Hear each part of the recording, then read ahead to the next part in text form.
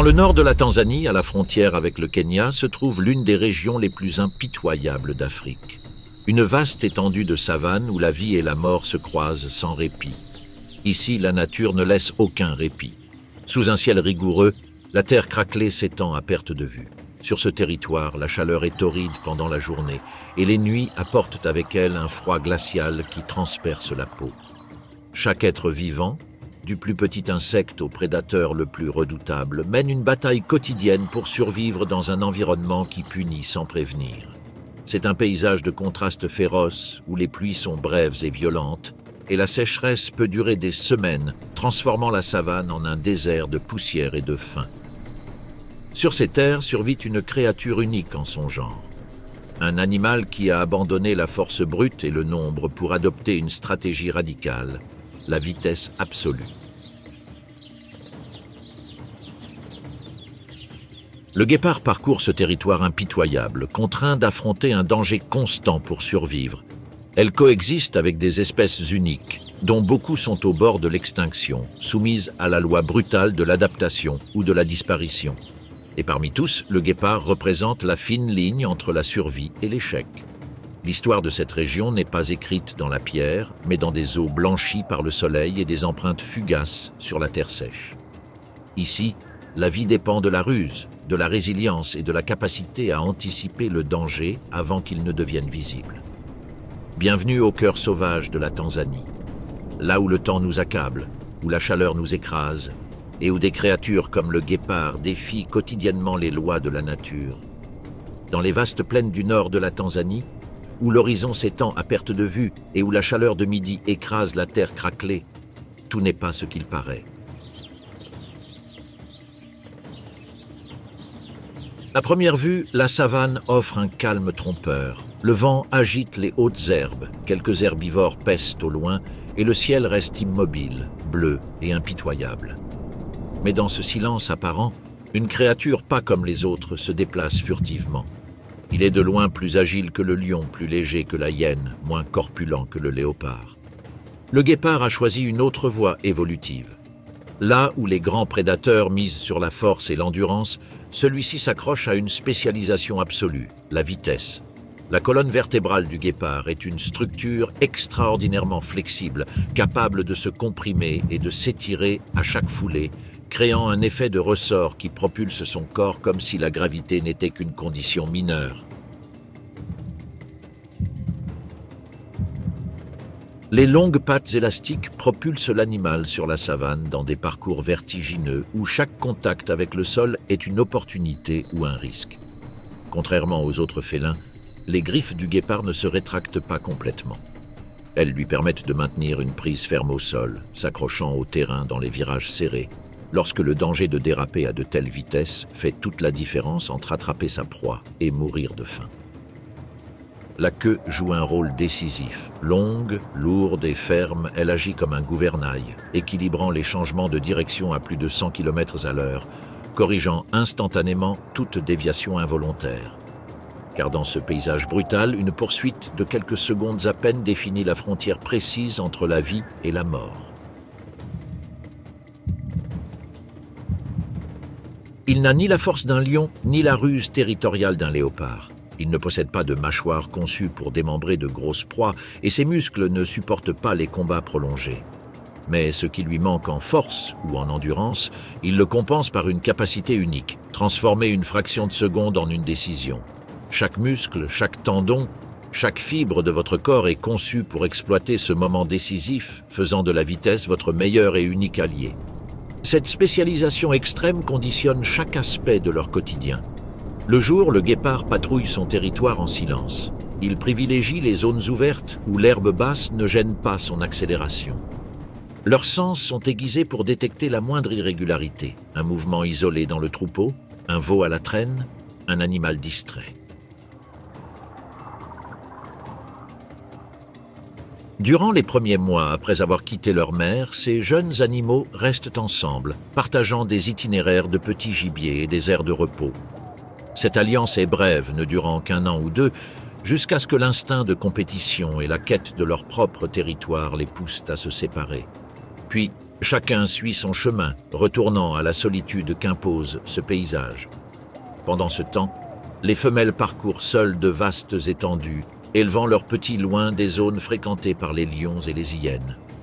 La solitude protège, mais elle expose aussi. Le risque est constant. Bien qu'il possède la plus grande vitesse terrestre connue, ce don s'accompagne d'une certaine fragilité. Un guépard blessé est un guépard mort. Un guépard qui rate une chasse est vulnérable au vol de ses proies, et sans réserve de graisse ni de force, ses chances de survie sont réduites au minimum. Toute poursuite comporte un risque de surchauffe. À cette vitesse, en moins d'une minute, leur température corporelle atteint des niveaux critiques.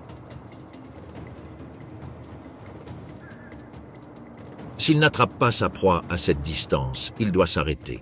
Sinon, son effondrement est imminent. Leur stratégie ne consiste donc pas à courir après tout ce qui bouge. Il traque, calcule, étudie le terrain et attend le bon moment. Son choix de proie ne dépend pas seulement de sa taille ou de la distance. L'emplacement exact, une fissure dans le sol, une légère pente ou une touffe d'herbe plus épaisse peuvent tout gâcher. Les charognards détectent les signes d'une chasse réussie grâce à des indices subtils. Les courants d'air transportent l'odeur fraîche de la viande fraîche, guidant le vautour qui descend en spirale, calculant le moment idéal pour s'approcher. Le guépard, toujours haletant à côté de sa proie abattue, l'observe avec prudence. Il n'y a pas d'attaque directe ni de confrontation ouverte, juste une négociation silencieuse où le temps joue en faveur du plus patient. Chaque coup de bec à proximité, chaque ombre ailée qui atterrit à quelques mètres, nous rappelle que le festin touche à sa fin. Le vautour ne bondit pas immédiatement, il tourne en rond. Il attend que le prédateur, épuisé et sans allié, cède. Il sent que la patience est son allié et que la proie change de propriétaire sans qu'il soit nécessaire de se battre. Tout comme la survie des adultes dépend de cette résistance à l'usure, la génération suivante doit faire face à ses propres batailles. La reproduction est également une lutte inégale. Les bébés guépards sont confrontés à l'un des taux de mortalité les plus élevés parmi les grands prédateurs africains. 70% des petits ne survivent pas à leurs premiers mois. Les lions et les léopards, lorsqu'ils trouvent une portée non protégée pendant que la femelle est partie à la chasse, en profitent pour éliminer les petits. Ils ne le font pas pour se nourrir, car leur objectif est de réduire la concurrence future pour les proies sur leur territoire.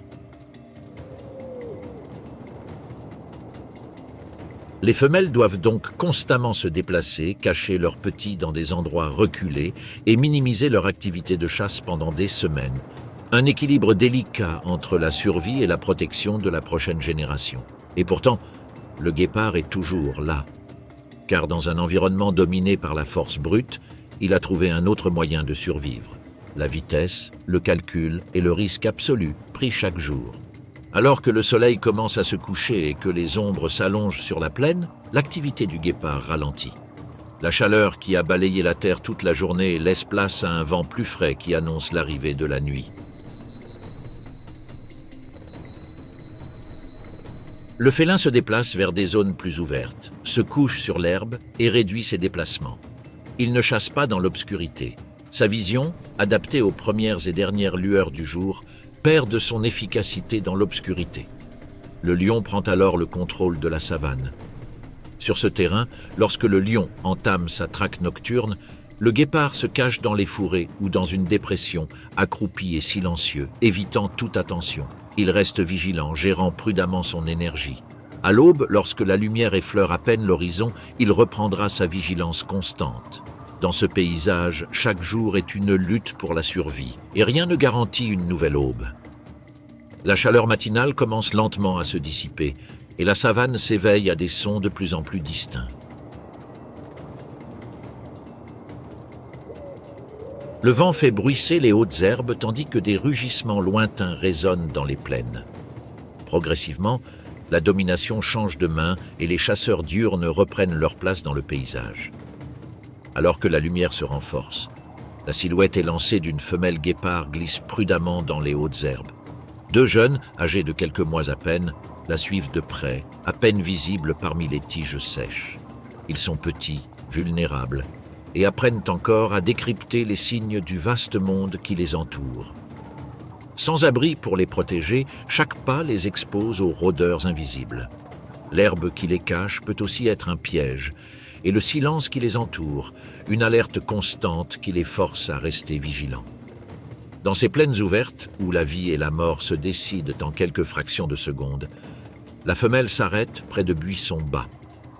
Elle hume l'air, examine le terrain et se dirige vers une zone dégagée.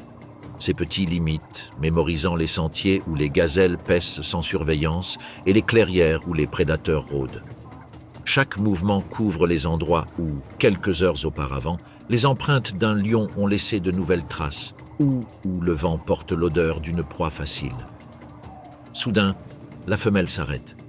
Son ouïe capte quelque chose. Au loin, une silhouette apparaît à l'horizon. Un lion mâle adulte et solitaire. Ce n'est pas de la chasse, c'est juste une errance, mais sa simple présence suffit à perturber tous les mouvements dans la savane. La femelle guépard s'accroupit, ses petits restent immobiles. Le lion continue, reniflant l'air, captant des traces que lui seul peut interpréter.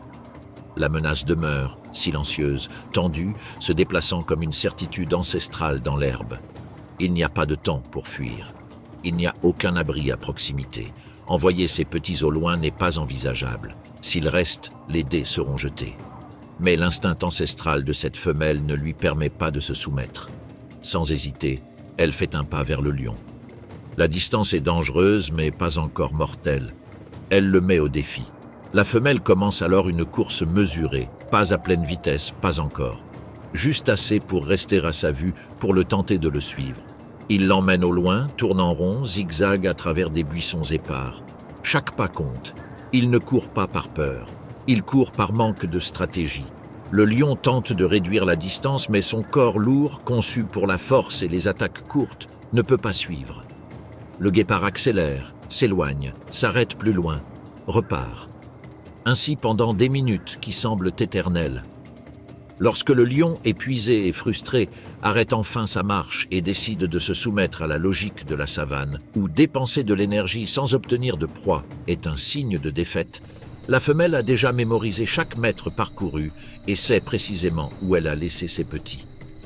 Sans attendre, il se retourne, et dans une ligne parfaite, il revient. Ses petits, cachés, sont restés immobiles. Elle les rejoint, les examine d'un rapide coup de museau et poursuit sa route, cette fois vers un endroit plus sûr. Il n'y a dans son geste ni triomphe, ni célébration. Les victoires ne sont pas célébrées. Elles sont simplement inspirées, remerciées en silence et conservées en mémoire. Parce que dans ce paysage, la force décide de beaucoup de choses, mais pas de toutes.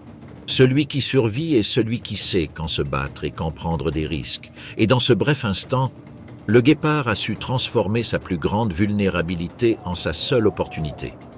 Le soleil se couche lentement et les ombres s'allongent sur la savane. Ils ont surmonté le danger immédiat, mais seulement celui du jour. Les jours à venir restent une bataille constante, surtout pour ces petits, encore petits et fragiles, qui dépendent de chaque décision de leur mère pour survivre dans ce monde impitoyable. Dans l'immensité de la savane, la vie poursuit son cours avec la même dureté et la même précision. Parmi ses habitants, un lion, qui a passé une grande partie de sa vie sous la protection de sa meute, se déplace à pas mesurés. Il n'était ni le plus grand ni le plus habile, et il n'a jamais mené une chasse ni défendu un territoire avec férocité.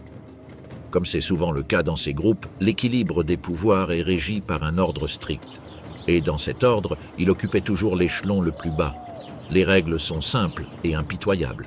La nourriture n'est pas distribuée équitablement, elle est confisquée. Le droit de s'accoupler n'est pas accordé, il est contesté. Et quiconque manque de crinière, de force ou de soutien parmi ses frères et sœurs est laissé pour compte. Telle était sa vie.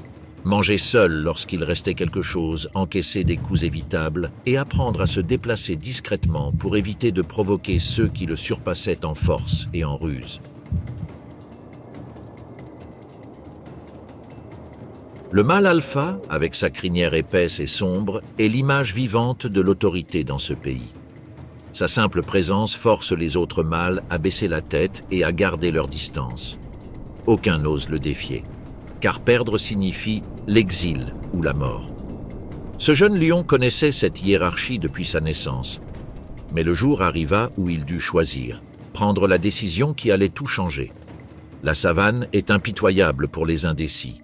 Soit rester insubordonné, vivre de miettes, condamné à l'anonymat sans descendance, soit partir.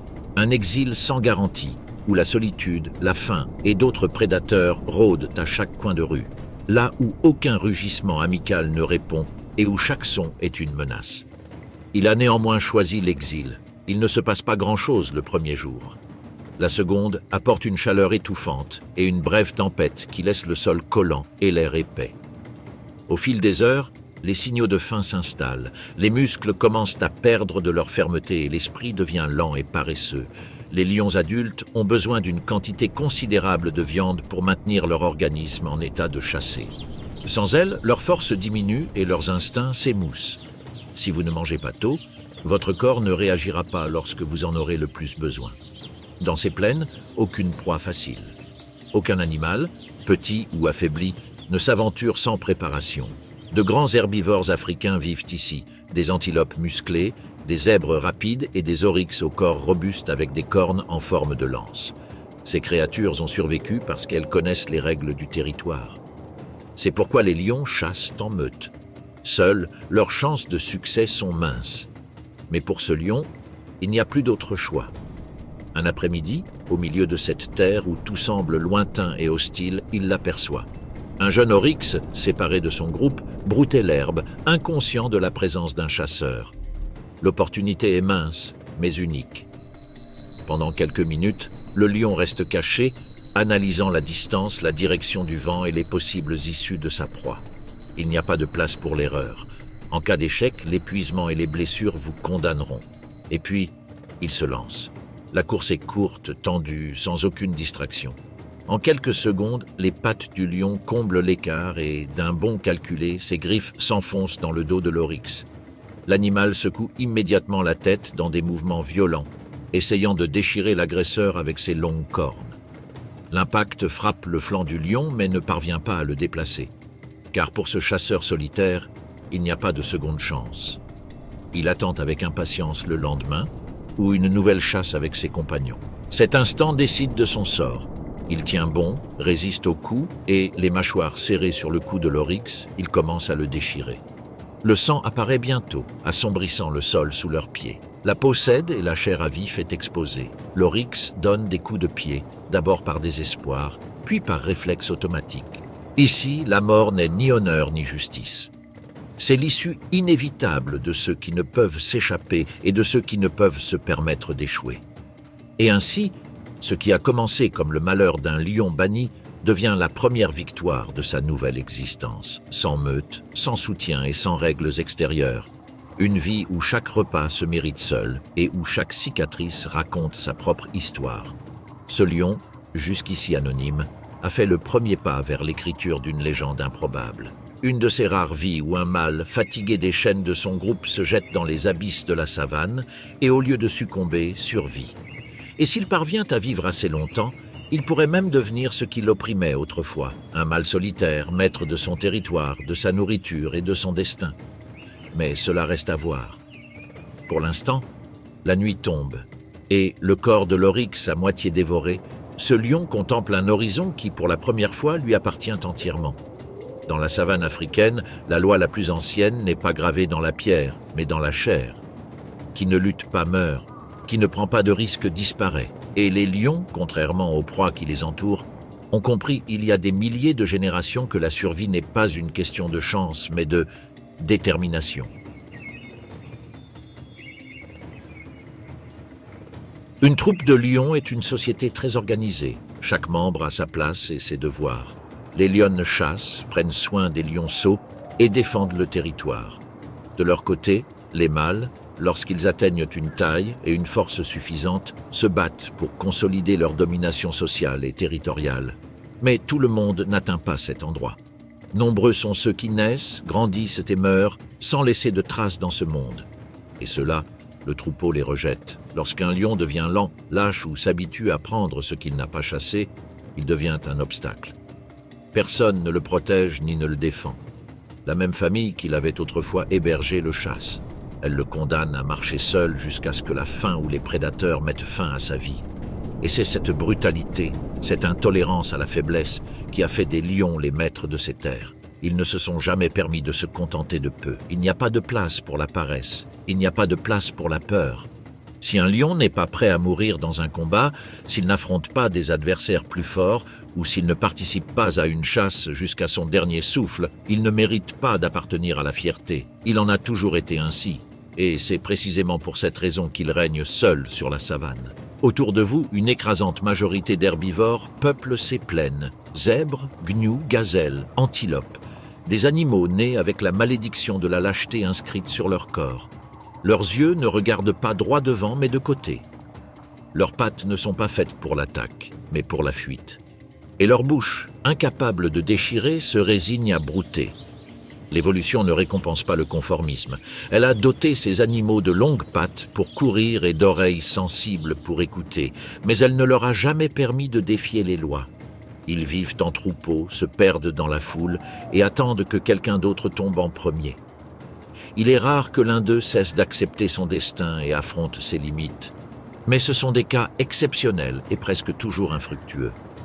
Le lion, quant à lui, fait partie d'une élite naturelle qui a choisi, dès ses origines, de vivre en marge du danger. Et il en a payé le prix. Pour chaque lion adulte qui se tient au soleil, beaucoup meurent avant de l'atteindre. Seuls ceux qui ont surmonté leur peur, leur conformisme et leur faiblesse ont hérité de ces terres.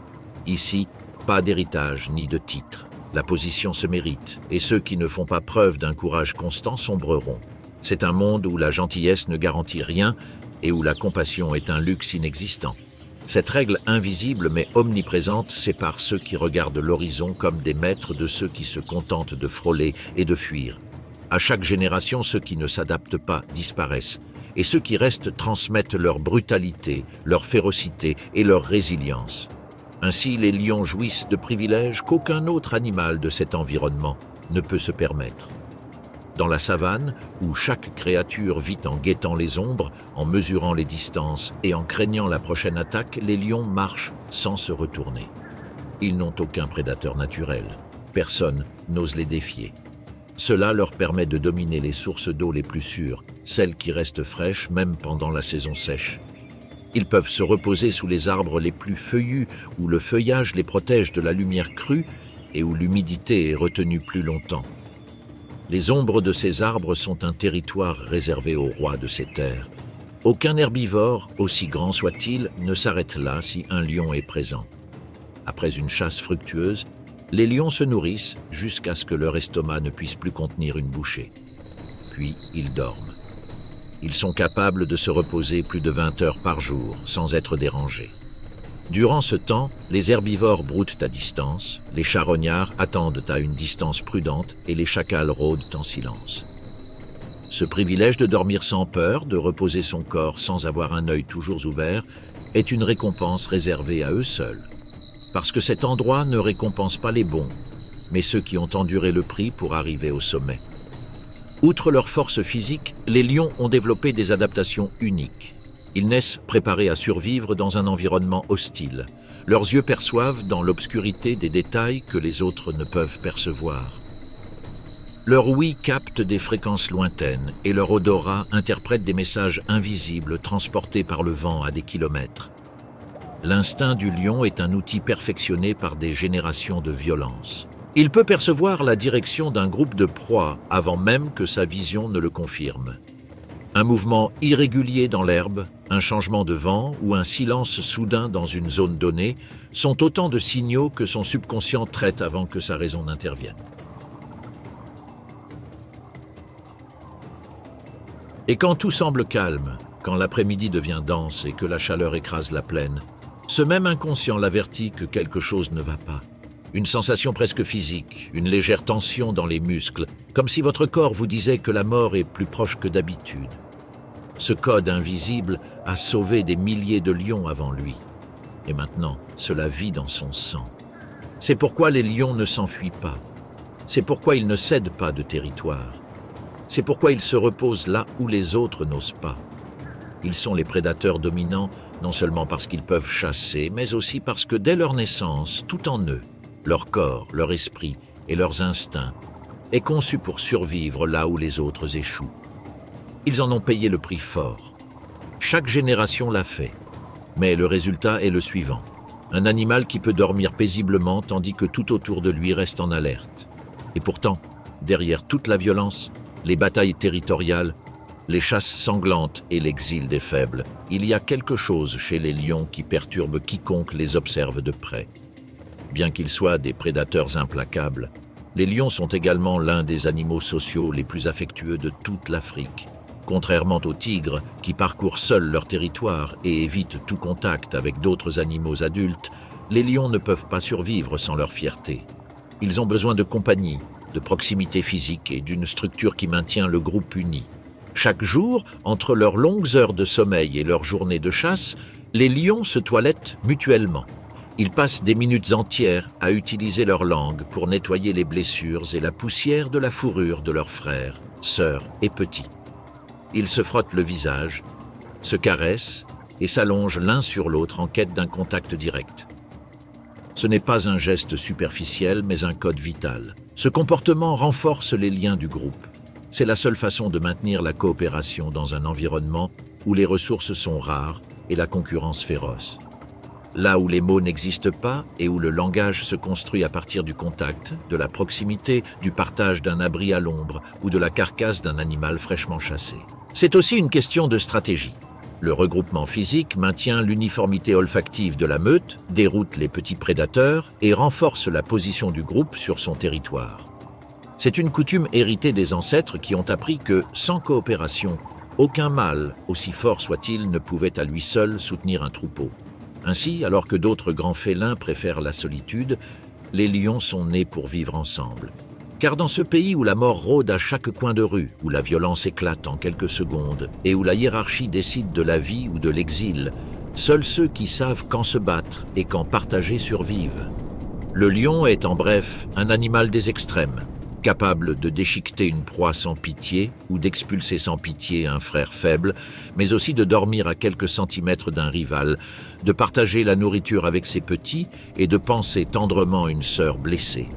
Et c'est peut-être ce qui fait de lui une créature si fascinante, tant pour la nature que pour les humains. Ce ne sont pas sa force, sa vitesse ou son rugissement, mais sa capacité à osciller entre la sauvagerie absolue et l'affection la plus sincère, entre la mort et le repos, entre la solitude et la fraternité. Un animal aux multiples facettes qui, même après des millions d'années, reste un paradigme pour son espèce. La savane reste immobile dans la lumière terne de l'après-midi. Un lion bâille, un autre se couche à ses côtés. Quelque part, des hyènes rôdent et des gazelles gardent les yeux rivés sur l'horizon. Mais pour l'instant, juste pour l'instant, tout reste en équilibre. Et ici, dans ce coin d'Afrique, cela restera ainsi. Dans la jungle africaine, où la brume embrasse la cime des arbres et où les ombres se cachent à chaque coin de rue, la bataille pour la survie est incessante, éternelle, inévitable. Mais tous les habitants de cet environnement ne comptent pas sur la vitesse ou la force pour survivre. Certains ont choisi la furtivité comme meilleure stratégie. Plus bas, là où la lumière du soleil parvient à peine à filtrer à travers les cimes denses des arbres et où l'humidité s'accumule en une épaisse couche sur le sol fertile, vit l'une des créatures les plus énigmatiques et les plus discrètes de l'écosystème tropical africain, le caméléon de Jackson. Ce reptile s'est adapté à une existence solitaire où la vitesse et l'agressivité ne sont pas des outils de survie, bien au contraire. Dans un monde qui semble tourner à une vitesse fulgurante, il a perfectionné l'art de la lenteur et de l'invisibilité. Sa vie ne se mesure pas en course ou en poursuite, mais en pause calculée, dans une immobilité stratégique qui lui permet de se fondre dans son environnement jusqu'à en faire partie intégrante. Dans ce monde d'ombres et de vert intense, leur mode de vie s'avère être un chef-d'œuvre d'évolution. Les mâles se distinguent par leurs 3 cornes proéminentes dépassant de leur tête, rappelant un tricératops miniature. Mais loin d'être des armes de combat violents, ces appendices osseux sont des symboles de pouvoir et des outils de communication qui marquent les hiérarchies sans qu'il soit nécessaire de les blesser. Ils sont le résultat d'un long processus de sélection naturelle, dans lequel les individus qui présentent le mieux ces attributs parviennent à éviter les combats inutiles, à conserver leur énergie et à augmenter leurs chances de survie. Ces rituels de menace, qui comprennent des mouvements lents mais imposants, des postures d'affichage et des couleurs intensifiées, font partie d'une danse évolutive raffinée. Les confrontations physiques réelles sont rares et ne se produisent que si la confrontation est inévitable. Grâce à cette stratégie, les caméléons de Jackson ont atteint une coexistence plus sûre, où l'intégrité physique n'est pas compromise et l'énergie est conservée pour des tâches vitales telles que la chasse ou la reproduction. Chaque instant est marqué par le calme et l'attention, un état dans lequel ils se fondent dans l'environnement sans être détectés. Ainsi les heures passent, immobiles et vigilantes, attendant le moment opportun pour agir. Ils possèdent une vision stéréoscopique extraordinaire, avec des yeux qui bougent indépendamment, lui permettant d'observer dans 2 directions différentes en même temps sans bouger la tête ou le corps. Cette capacité lui confère un avantage tactique inégalé. Il peut détecter la présence de proies ou de prédateurs sans révéler sa position. Lorsqu'il détecte une proie, généralement des grillons, des sauterelles, des larves et d'autres petits insectes, son attaque est rapide. Sa langue extensible, musclée et collante est lancée comme un projectile à une vitesse impressionnante, attrapant l'insecte avant qu'il ne puisse réagir. Cette langue peut s'étendre jusqu'à 2 fois la longueur de son corps, ce qui lui permet de capturer des proies à des distances surprenantes sans bouger de l'endroit. Mais ce n'est pas seulement leur langue qui est leur outil de chasse. Leur peau l'est aussi. Ce reptile à 3 cornes a la capacité de changer de couleur, un mécanisme sophistiqué qui réagit à la lumière, à la température, à l'état émotionnel et aux besoins de communication. Cette capacité lui permet à la fois de rester inaperçu des prédateurs et d'envoyer des signaux visuels aux autres caméléons sans émettre un seul son. La vie dans le sous-bois, bien qu'apparemment plus tranquille que l'agitation de la canopée, est pleine de menaces. Des oiseaux de proie, des serpents arboricoles et de petits mammifères carnivores se cachent dans l'ombre. Ici, chaque pas doit être précis, chaque pose réfléchie. La survie ne dépend pas de la vitesse, mais de la stratégie. Ce reptile ne poursuit pas sa nourriture, il l'attend. Rester immobile est sa tactique favorite, observant les yeux révulsés jusqu'à ce qu'une occasion se présente. Puis, sans prévenir, il sort sa langue avec une précision chirurgicale et il attrape sa proie. Cette petite créature se distingue par sa plus grande taille, pouvant atteindre jusqu'à 35 cm de longueur. Ce trait n'est pas une coïncidence. Ils vivent dans les forêts de moyenne montagne, où les températures peuvent chuter considérablement. Une masse corporelle plus importante leur permet de mieux conserver la chaleur et de supporter des périodes prolongées de jeûne en période de pénurie. Dans cet environnement exigeant, les stratégies de chaque sexe suivent des chemins différents. Les femelles, plus petites et moins agressives, concentrent leur énergie sur la reproduction. Après l'accouplement, ils creusent des trous peu profonds dans le sol humide où ils déposent leurs œufs. Cette tâche n'est pas aléatoire. Ils choisissent soigneusement des endroits avec des températures stables et une certaine humidité constante, condition fondamentale pour le développement. Une seule couvée peut contenir jusqu'à 30 œufs qui restent cachés pendant 9 mois avant d'éclore. Mais même ces chasseurs expérimentés doivent rester vigilants, car la jungle est toujours et partout un paysage imprévisible. Des rapaces survolent le ciel à la recherche de proies distraites, et des serpents arboricoles, experts en furtivité, rôdent au-dessus. Sur une branche exposée, un caméléon reste immobile, confiant dans la couverture environnante. Mais une ombre se glisse entre les feuilles. Un serpent vert, lent et patient, se rapproche. Chaque feuille qui l'effleure laisse une trace de mouvement que le caméléon détecte trop tard. La distance est réduite à quelques centimètres. Seul un léger tremblement de sa crête le trahit. Le serpent s'arrête et évalue la situation. En dernier recours, le caméléon noircit sa peau, se fondant dans une branche voisine. Le serpent hésite, à peine un instant. Le prédateur décide de poursuivre son chemin et de disparaître dans le feuillage. Le danger immédiat dissipé, le caméléon retrouve son immobilité, mais pas pour longtemps.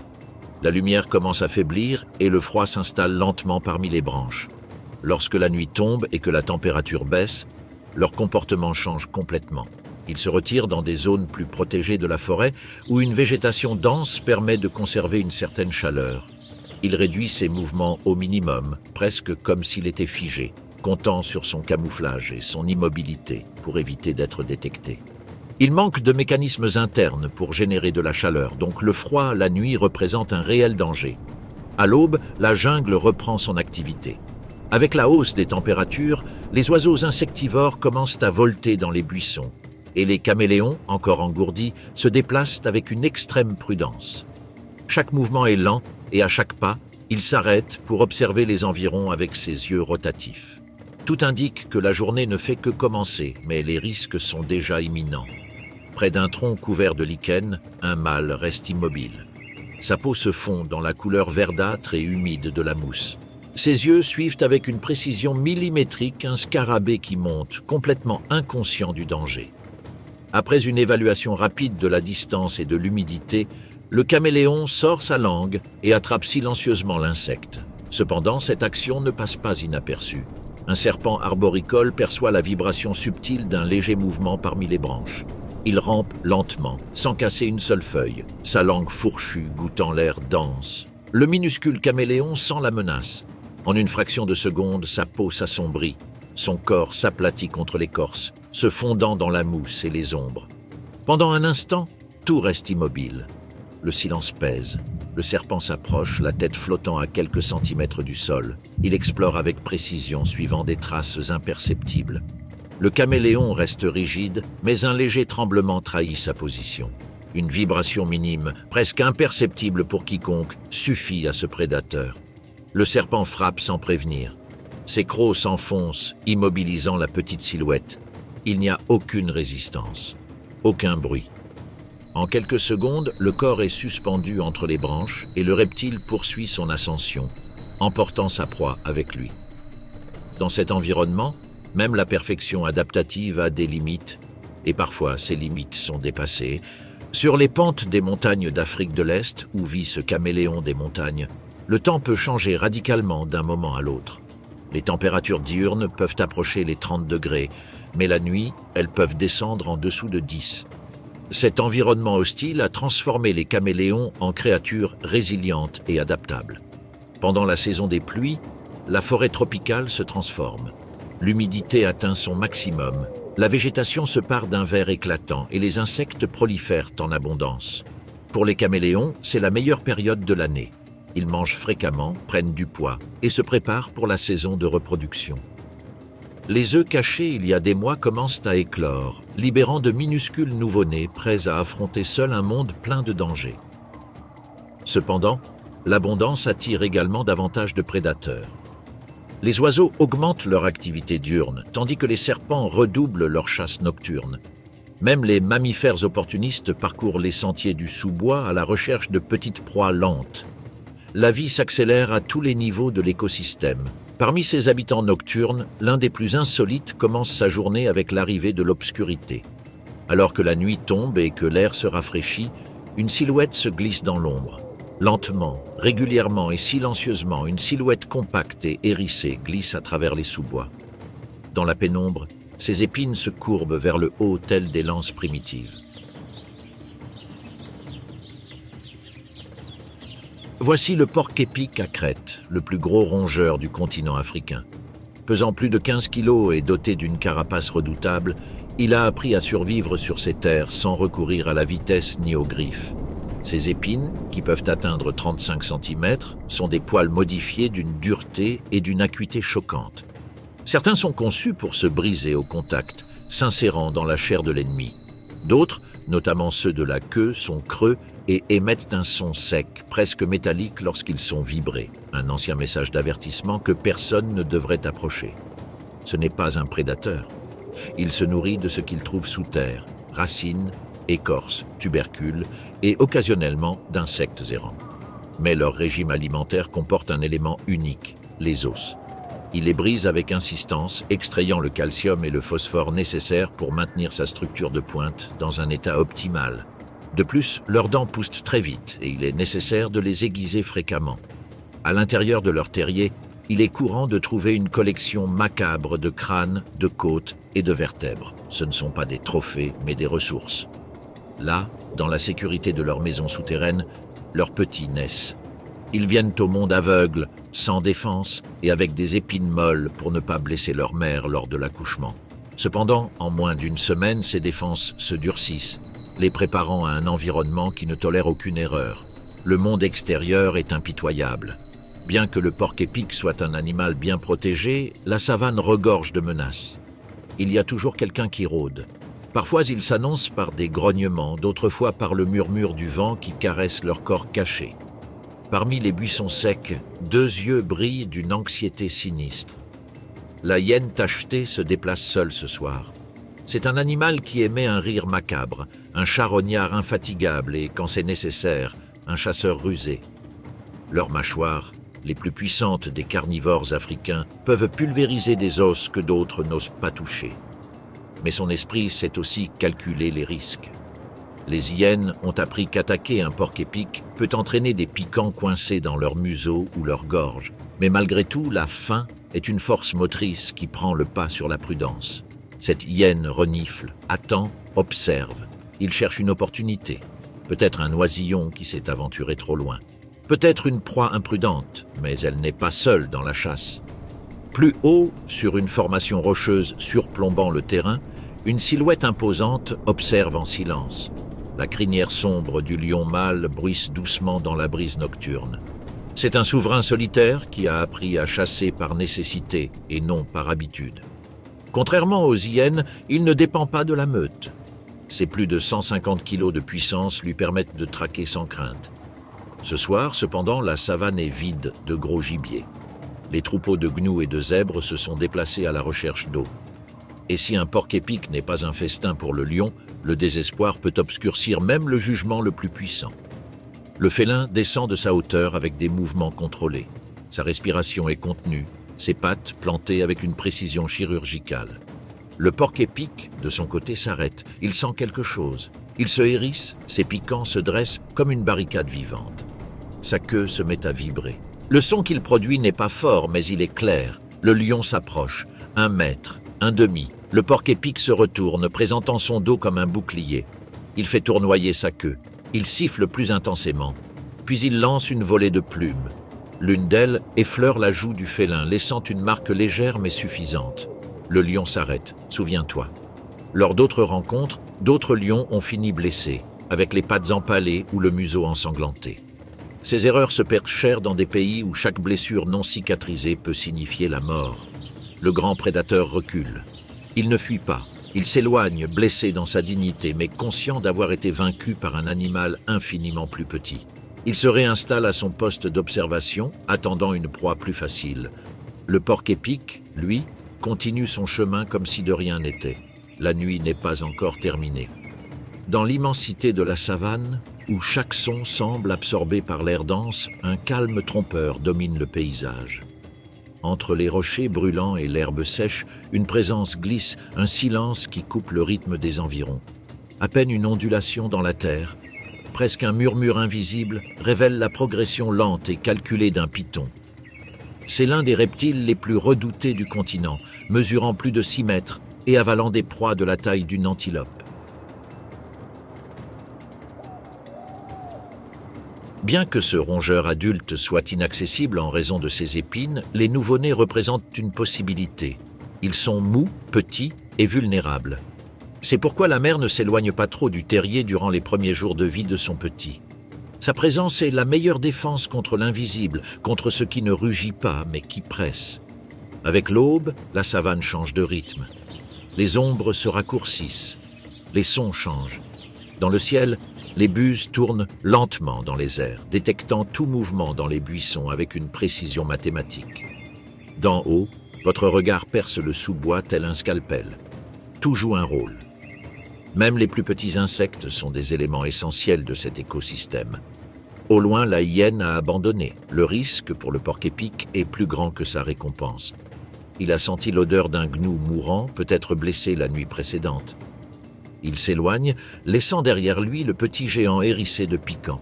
Son rire aigu traverse l'air, un son qui semble célébrer la décision de ne pas affronter l'impossible. Le lion observe. La faim persiste. Mais il n'attaquera pas aujourd'hui. Demain peut-être. Pendant ce temps, le porc-épic à crête, maintenant avec son estomac rempli de racines, de bulbes et de restes d'os, commence son retour à son abri.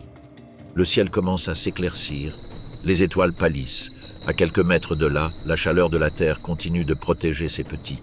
Il remue à nouveau sa queue comme pour annoncer sa présence à ceux qui marchent encore dans le noir. Le son métallique résonne comme un écho lointain, un message qui persiste dans la savane. Il n'est pas le chasseur, mais il ne sera pas non plus une proie. À quelques kilomètres de là, planant dans le ciel de l'Afrique de l'Est, la corneille à cou blanc devient une présence constante, presque indissociable du paysage qui domine cette région. Sa silhouette sombre, parfaitement découpée dans le ciel, fend l'air froid des hauteurs, marquant des routes invisibles que seuls ces oiseaux connaissent. Pendant ce temps, leurs cris rauques résonnent parmi les falaises et les buissons, comme pour annoncer que cette terre leur appartient aussi. Ce corvidé africain est facilement identifiable par un trait distinctif qui le sépare du reste de ses parents. Un anneau blanc autour de son cou qui contraste fortement avec son plumage noir. Cette marque lui confère un air de solennité, presque d'autorité, comme s'il portait une sorte d'insigne. Dans un environnement où de nombreuses espèces misent sur la discrétion, la corneille à cou blanc se distingue fièrement. Que ce soit sous un ciel clair ou sous la brume des sommets, il semble toujours avoir le contrôle du terrain. Doté d'une intelligence exceptionnelle, ce corbeau est l'un des habitants les plus rusés de la région. Son cerveau, bien que petit, traite le monde avec agilité. Il se souvient, apprend, planifie. Depuis une branche solitaire ou un affleurement rocheux pointu, il observe inlassablement le monde à ses pieds. Rien n'échappe à son œil perçant.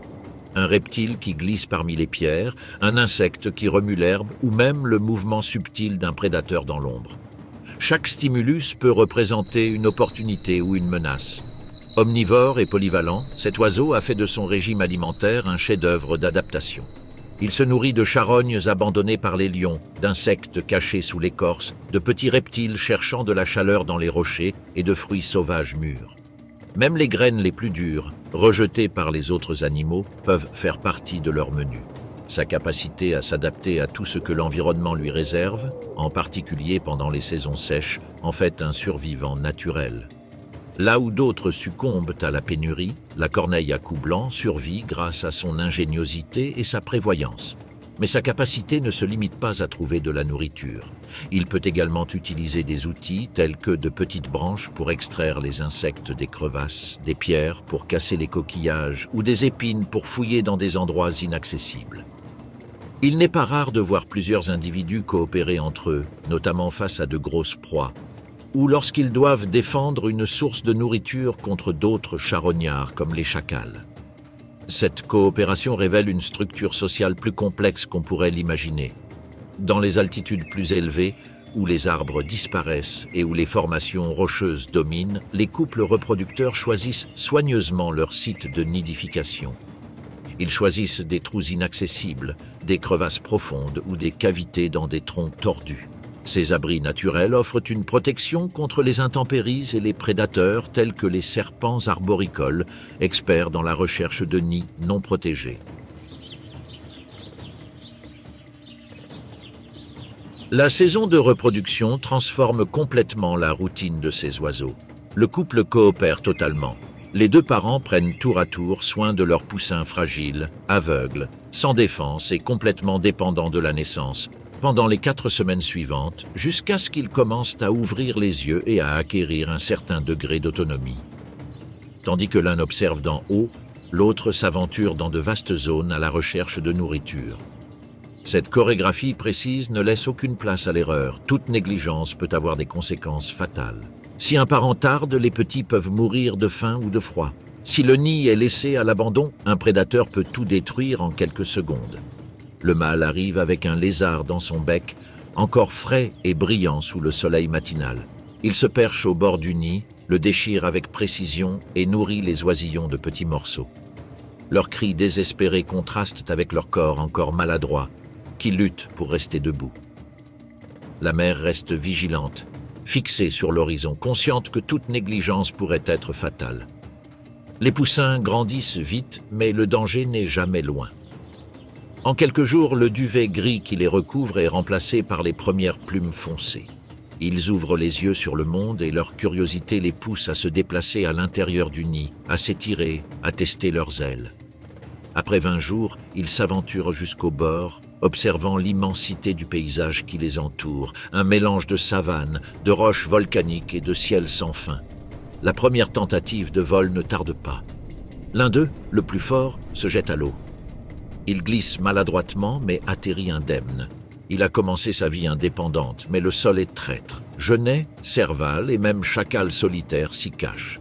Les parents suivent leurs petits de près, les appelant, les guidant et les avertissant. À chaque pas, le monde devient plus vaste et plus dangereux. Pendant la saison sèche, lorsque les journées sont longues et poussiéreuses, la nourriture se fait rare.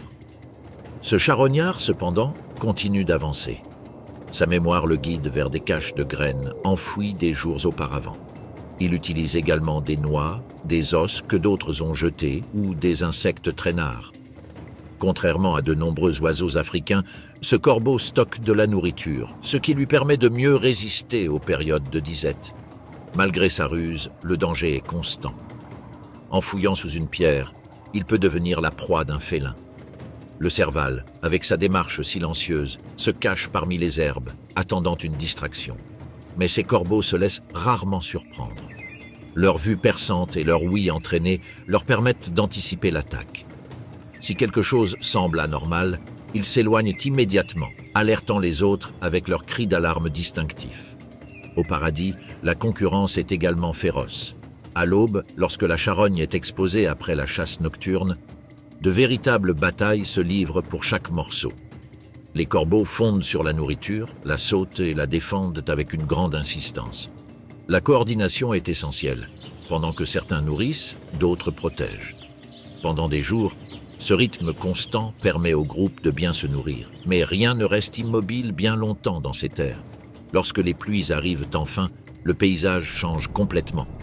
Les herbes verdissent, les insectes émergent en masse et la vie se multiplie. Pour cet oiseau, c'est une période d'abondance. Il se délecte de pousses tendres, d'invertébrés de toutes sortes et de fruits fraîchement formés. Mais les défis augmentent également. Plus de nourriture signifie plus de concurrence. Durant cette période, les combats aériens deviennent monnaie courante.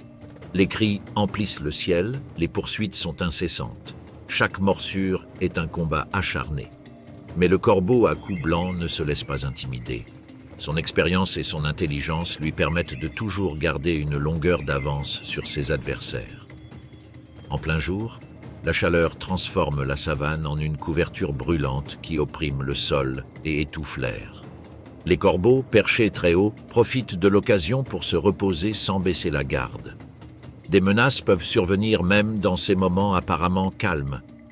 L'épuisement dû à la chaleur ou la déshydratation peuvent être aussi dangereux, voire plus dangereux qu'un prédateur. Mais l'activité reprend lorsque le soleil entame sa descente. De nouvelles opportunités se présentent lorsqu'un prédateur échoue dans sa tentative ou lorsqu'une proie affaiblie finit par tomber. Les corbeaux patrouillent le ciel, à l'affût du moindre signe de charogne ou de mouvement suspect. Leur regard scrute les recoins, leur instinct calculant le risque. Il n'y a pas un instant de la journée qu'ils perdent. Alors que le soleil se couche derrière les ondulations de la savane, teignant l'horizon de teintes ocre et dorées, les corbeaux intensifient leur activité. Des troupeaux survolent la savane, attentifs aux pas des chacals, des hyènes ou des lions traînards. La journée n'est pas encore terminée. Il reste encore de la nourriture à trouver, des bébés à nourrir et beaucoup de choses à surveiller. Mais tandis que la nuit reprend son règne momentané, le cycle de la vie ne s'arrête jamais et aux premières lueurs de l'aube, tout recommence. L'aube se lève pâle sur la vaste savane, s'étendant à perte de vue. Une douce brise caresse les hautes herbes, transportant le parfum ancestral de la vie qui s'éveille. Un parfum mêlant poussière, sève et humidité retenue pendant la nuit. Dans ce décor primitif, où le silence persiste encore après que les ombres se soient éloignées, une silhouette solitaire brise le silence. Sa démarche est maladroite mais ferme. C'est le seul représentant vivant de son ordre, l'Oryctérope. Il n'a pas de proches parents parmi les mammifères modernes. C'est un fossile vivant qui a résisté au passage du temps avec un corps qui semble modelé par la terre même sur laquelle il marche. Sa peau rugueuse, craquelée et terreuse le camoufle parfaitement dans le paysage africain. C'est une créature nocturne qui vit dans un monde de racines, de poussière et de sons étouffés. Leur existence est un équilibre entre fragilité et ruse, dans une danse constante pour survivre. Encore enveloppé dans les ombres de l'aube, il émerge de son terrier, une entrée étroite creusée à la base d'une colline. À l'intérieur, loin de la chaleur torride et des prédateurs, le mammifère fouisseur trouve protection. Ces terriers ne sont pas de simples trous. Ce sont de véritables abris souterrains qui peuvent s'étendre jusqu'à 10 mètres de long et atteindre 3 mètres de profondeur. Lorsqu'ils les abandonnent, d'autres animaux comme les renards, les porcs épics et même les reptiles les utilisent comme abris temporaires. Creusés à l'aide de griffes puissantes et de patience, ces galeries sont des boucliers naturels contre les menaces de la savane ouverte. À l'entrée, l'animal s'arrête. Ses longues oreilles mobiles se tournent dans toutes les directions, ses narines s'élargissent pour capter chaque odeur dans l'air. Le moindre signe, le craquement d'une branche ou le bruissement d'une feuille peut modifier leur trajectoire. La nuit retient encore son dernier souffle, mais la faim appelle déjà, et avec des mouvements lents, l'Oryctérope commence sa recherche. Son régime alimentaire est exclusif, fourmis et termites. Il peut en consommer jusqu'à 50 000 en une seule nuit. Leurs sens sont finement développés pour détecter ces minuscules invertébrés. Leur odorat est un outil redoutable, captant les traces de chaleur et d'humidité. Lorsqu'il identifie un nid, il creuse avec des griffes robustes et courbées, enlevant la terre avec une précision surprenante. Ensuite, il insère son museau tubulaire dans les galeries, aspirant avec sa langue visqueuse et rétractable, qui peut atteindre jusqu'à 30 cm. Recouvert de salive collante, il attrape ses proies presque sans effort. Dans la pénombre, cette espèce de fourmilier africain claque sa langue et mâche efficacement. Les termites déchaînées volent ou courent en vain. Elles n'ont aucune chance face à ce rival gigantesque. Au milieu du bourdonnement et des grincements de petites mâchoires, il règne seul. Son mode d'alimentation ne détruit pas. Il filtre et absorbe. Un mécanisme ancien et silencieux. Au loin, un bruit distinct retentit. Peut-être celui d'un léopard, un chasseur furtif rôdant sans prévenir.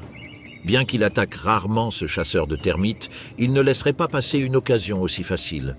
Les hyènes et les pythons représentent également des menaces potentielles. Mais ce mammifère évite le danger avec intelligence. Il est discret, nocturne et extrêmement prudent. Pourtant, ses oreilles perçoivent des vibrations. Quelque chose bouge à proximité. Il n'y a pas de panique, mais son attention s'aiguise. Leur véritable combat n'est pas contre les prédateurs, mais contre la pénurie, la rudesse du terrain et le besoin constant de se nourrir. Alors que la lumière de l'aube illumine la cime des arbres, il change de stratégie. Il évite les espaces ouverts et s'aventure dans des zones de termitières usées par le vent. Là où d'autres ne verraient que des monticules érodés, il trouve la vie. Il creuse la surface durcie et en extrait sa nourriture d'une langue infatigable. La structure de votre corps est optimisée pour cette ancienne routine, forte, silencieuse et efficace. Autour d'eux, d'autres animaux suivent leur propre routine. À proximité, un faucon tourne en rond, surveillant d'en haut. Il ignore complètement l'Oryctérope. En fait, ses yeux recherchent des proies plus petites et plus exposées. Lorsque le soleil se lève et que la savane vibre sous sa chaleur, l'Oryctérope retourne à son refuge. La terre humide du terrier lui procure un soulagement immédiat. Là, il se repose, et cette fois, il n'est pas seul. Un veau nouveau-né tremble sous son flanc. Sa peau est rose, dépourvue encore de la dureté qu'offre la maturité. La mère la nettoie par de délicates morsures et des caresses, lui transmettant les premiers messages de son environnement. Comment distinguer les vibrations? Comment interpréter les sons? Des leçons essentielles pour survivre dans ce paysage exigeant. Cependant, même ce sanctuaire n'est pas invulnérable. Alors que le soir tombe, lorsque la chaleur s'atténue et que de douces odeurs flottent dans l'air, un python africain se glisse vers son terrier. Le serpent avance lentement, avec la patience des chasseurs qui ont perfectionné leur méthode au fil des millénaires. De l'intérieur, l'Oryctérope perçoit la vibration de son mouvement. Il se tend, ses sens sont en éveil. Il ne peut pas l'affronter directement, mais il ne peut pas non plus l'abandonner à son sort. Protège ses petits, évalue, calcule. La force brute ne suffira pas. Il recourt alors à son meilleur outil, la terre. D'un mouvement précis, il fait partiellement s'effondrer le tunnel principal, soulevant un nuage de poussière qui déroute l'intrus. Il commence alors à creuser un passage de secours étroit et sinueux. Il s'enfuit avec les petits accrochés à son corps, émergeant par une deuxième sortie, bien cachée parmi les racines sèches. Derrière elle, le python rencontre un mur de terre fraîchement tombé. Frustré, il change de cap. La nuit tombe à nouveau sur le paysage. Mère et fille réapparaissent. Le bébé s'accroche fermement au ventre de sa mère, sentant pour la première fois les odeurs extérieures. L'air lui apporte des signes inconnus, terre humide, insectes, traces d'animaux lointains. Mais tout est calme. Cette fois, aucun danger imminent. Sous le clair de lune, le bébé, encore maladroit, s'aventure quelques pas, tâtant prudemment la chaleur du sol. Sa mère le suit de près, sans perdre un seul détail. Alors que le monde s'arrête lentement, mère et fille continuent leur routine. L'apprentissage a commencé. Une petite termitière sera sa première leçon. La mère lui montre comment gratter, renifler et attraper des proies cachées. C'est difficile au début, mais elle persiste. Son instinct la guide. Elle apprendra, comme les générations précédentes. En contraste avec la tranquillité des oryctéropes, parmi la végétation basse et les prairies, plane un prédateur solitaire d'une grande habileté, le serval. Ce félin élancé, agile et silencieux, possède des mouvements précis qui en font un chasseur efficace. Sa structure physique est conçue pour maximiser ses possibilités de chasse. Pattes remarquablement allongées, corps flexible et mouvements presque imperceptibles. Ses pattes, inhabituelles chez les félins, lui permettent non seulement de se déplacer facilement sur des terrains accidentés, mais lui donnent également la capacité d'exécuter des sauts verticaux allant jusqu'à 3 mètres. Cette puissance de saut, en fait, l'un des chasseurs les plus efficaces du continent africain, capable de capturer des oiseaux en vol et de détecter des mouvements minimes à des hauteurs plus élevées. Au-delà de son physique, la clé de son succès en tant que chasseur réside dans son ouïe extraordinaire. Leurs grandes oreilles mobiles bougent de manière indépendante et agissent comme de véritables radars biologiques capables de capter des fréquences imperceptibles pour les autres animaux. Cette sensibilité auditive lui permet de détecter tout, du bruissement d'un rongeur sous terre au subtil battement d'ailes d'un insecte dans les sous-bois. Le félin est une machine de précision qui n'agit pas par impulsion. Chaque mouvement, chaque saut, chaque coup est calculé. Contrairement aux grands félins africains qui dépendent de la coopération de groupe, le serval est complètement solitaire. Il ne partage pas son territoire et ne tolère pas la présence d'autres individus. Il patrouille méticuleusement sa zone de chasse, évitant les rencontres qui pourraient provoquer des conflits ou réduire la disponibilité des proies. Ce comportement solitaire se poursuit même pendant la période de reproduction. Les femelles doivent relever le défi d'élever seules leurs petits. Après une période de gestation d'environ 75 jours, elles donnent naissance à 1 à 3 petits complètement aveugles et dépendants. Durant les premières semaines, la mère est confrontée à un dilemme constant. Elle doit chasser pour survivre, mais elle ne peut pas trop s'éloigner de l'abri, car toute négligence pourrait attirer des prédateurs tels que des chacals, des serpents ou des oiseaux de proie. Les petits naissent avec un poids de seulement 250 grammes et dépendent exclusivement de l'instinct protecteur de leur mère. Le lieu de mise bas est généralement soigneusement dissimulé dans une végétation dense ou dans des cavités naturelles telles que des troncs creux ou des trous sous des rochers. Le camouflage naturel du pelage tacheté est sa meilleure défense durant les premières semaines de vie. Durant cette période, ils n'émettent aucun bruit, ne bougent pas beaucoup et leur mère est chargée de garder l'abri propre pour éviter d'attirer les prédateurs. Ce chat sauvage chasse principalement pendant la journée, ce qui lui permet d'éviter la concurrence avec d'autres prédateurs africains nocturnes. Cette stratégie permet non seulement un meilleur accès aux proies, mais réduit également le risque de rencontres dangereuses.